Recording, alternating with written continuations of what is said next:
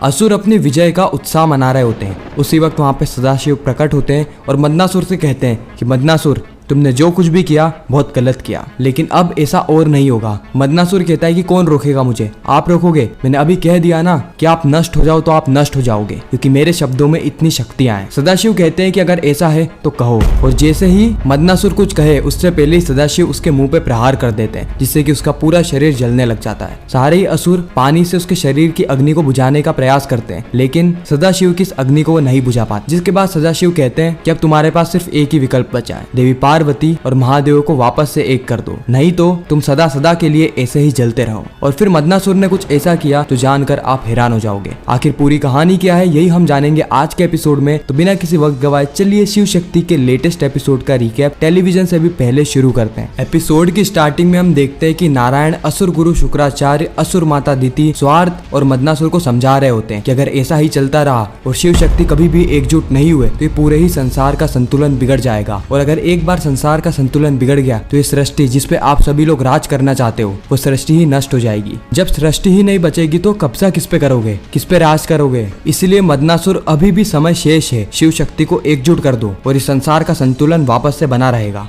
असुर गुरु शुक्राचार्य कहते हैं कि नारायण आप वापस आ गए हम असुरों को छलने। आपने कितनी बार हम असुरों को छला है, आपने हमको अमृत पान तक नहीं करने दिया, लेकिन अब हम आपकी बातों में नहीं आएंगे। मदनासुर ये हमें छल रहे हैं, इनकी बातों में मत आना। अगर ये संसार नष्ट भी हो जाता है, ये सृष्टि समाप्त भी हो जाती है, तो हम एक नया संसार बसाएंगे। उसी वक्त वहाँ पर सदाशिव प्रकट हो जाते हैं। सदाशिव कहते हैं कि मदनासुर तुम्हारे पास तुम्हारे गलतियों को सही करने का वक्त है, तुम अभी भी अपनी गलतियों को सही कर सकते हो। लेकिन मदनासुर किसी की भी बात नहीं सुनता। वो कहता है कि मैं सिर्फ और सिर्फ मेरे गुरुदेव की बात सुनूंगा, मेरे गुरुदेव की आज्ञा मानूंगा, उसके अलावा मुझे किसी से भी कोई भी फर्क नहीं पड़ता है। असुर गुरु शुक्राचार्य कहते हैं कि सदाशिव आप कैसे बचाएंगे अपने संसार को, कैसे शिव शक्ति को एकजुट करेंगे? मदनासुर एक काम करो, कह दो कि ये पूरा ही संसार देवताहीन हो जाए, और जैसे ये संसार देवहीन होगा वैसे ही हम असुरों का कद बढ़ जाएगा और हम असुर इस संसार पे राज करेंगे। महादेव कहते हैं कि मदनासुर तुम पहले से ही बहुत पाप कर चुके हो, अब और पाप मत करो। अगर ये संसार देवताहीन हो गया तो जो बचा कुचा संतुलन है